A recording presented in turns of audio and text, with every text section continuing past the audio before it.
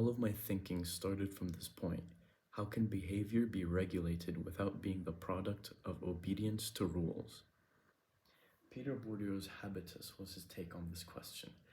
He describes the habitus as the subconscious inner system that any individual uses to determine which choice or course of action would lead to the most desirable outcome no matter which situation that you're in. And he says that this consists of an individual's past experiences.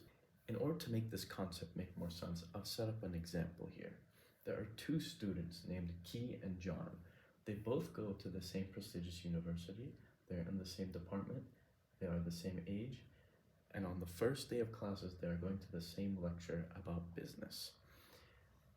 After they meet each other, Key and John decide to approach the professor after the class is done. They approach the professor and start asking questions and start a conversation amongst each other.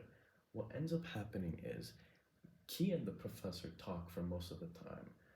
While John isn't completely excluded from the conversation, he chimes in every now and then, but the conversation mostly consists about how Key and the professor have similar opinions and experiences about the topics that they talked about today in class. Now tell me, within this situation and this conversation, even if we have all the proof that they have a very similar skill set in terms of academics, what sets them apart? And Peter Bourdieu says it's their habitus. PB says that the habitus is formed through your upbringing.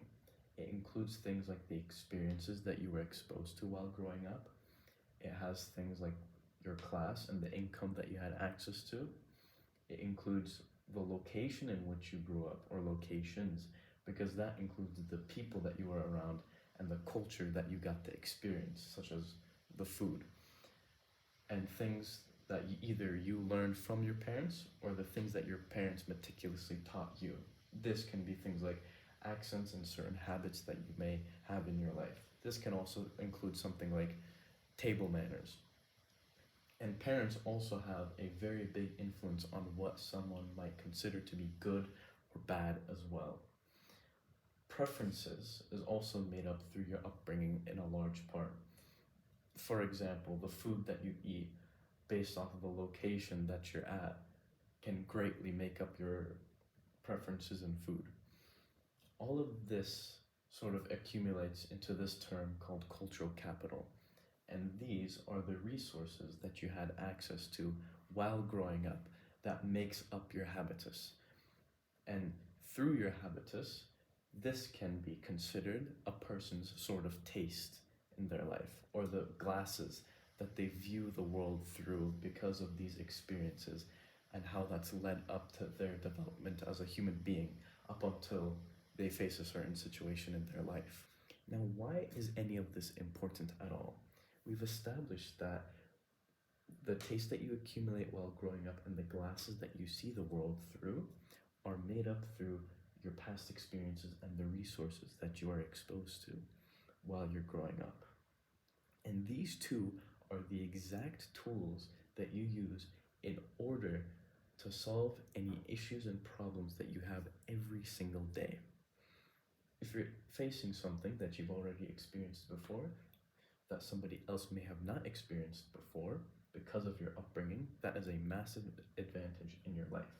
If you're going through something new and you've had someone tell you who's gone through it before how to go through it, this can also be a massive advantage as to how you go about any issues and problems or just general situations that you're faced with in life every single day.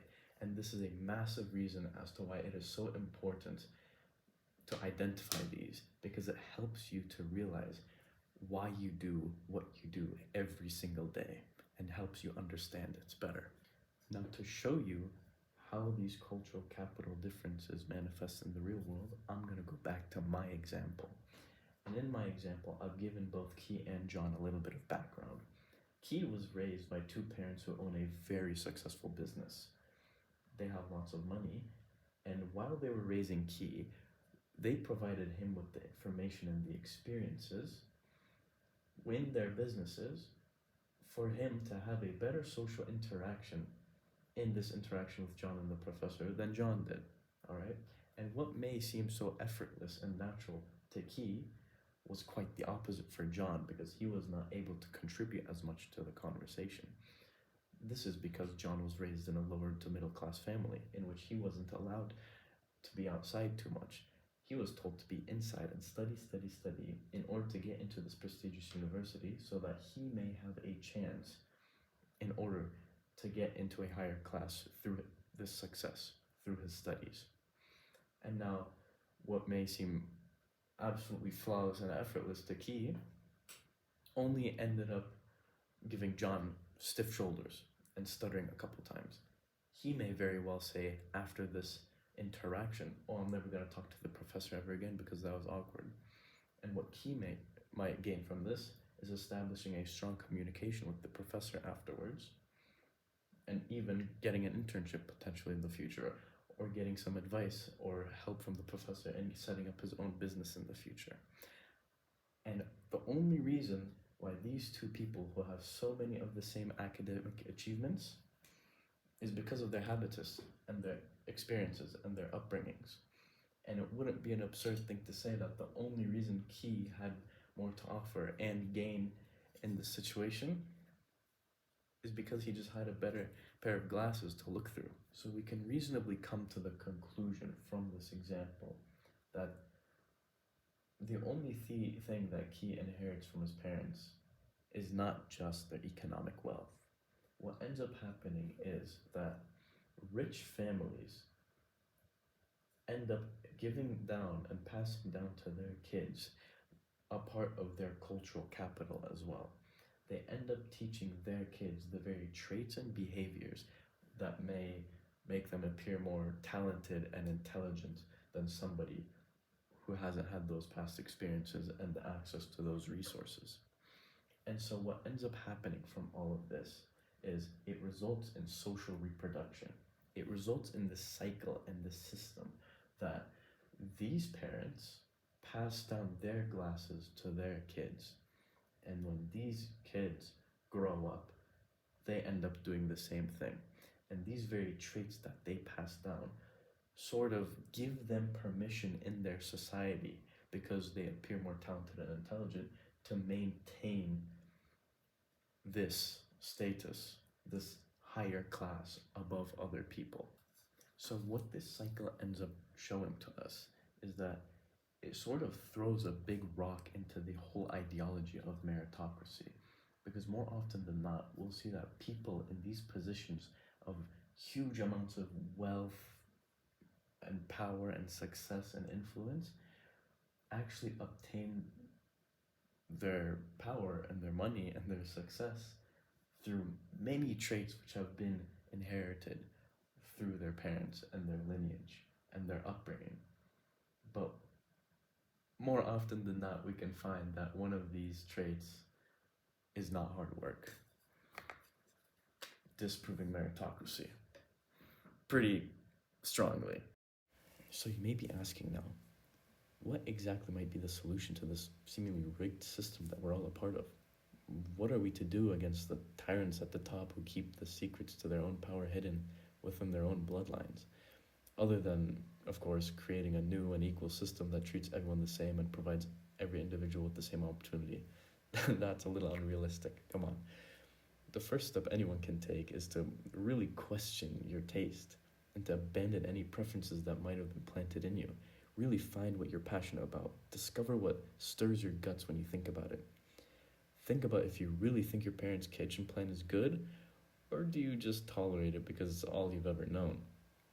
Make up your mind about the arts. Find what you truly enjoy in music, poetry, and painting, no matter what others may think, because their responses are not your responsibility to manage or even think about.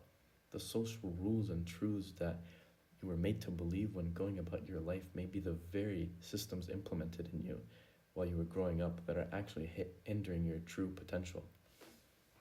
The defense mechanisms that your nervous system and brain have put into place to ensure for your survival were created through your upbringing. So that's the solution. You need to make a fool of yourself. Explore those emotions. Explore embarrassment in order to find your true self. The first step to finding an escape from this system is to first find ourselves. Do not give up because the odds are not against you. There are systems that we can put in place. Education must be the first step in order to spread this news and in order to make a step towards a societal betterment. Because after all, the best stories are made from the biggest comebacks. So we cannot give up. So now, finally, I ask you. Is it your own destiny? Or is it a destiny someone else has tried to force on you? Stop it, Uncle! I have to do this! I'm begging you, Prince Zuko. It's time for you to look inward and begin asking yourself the big questions. Who are you? And what do you want?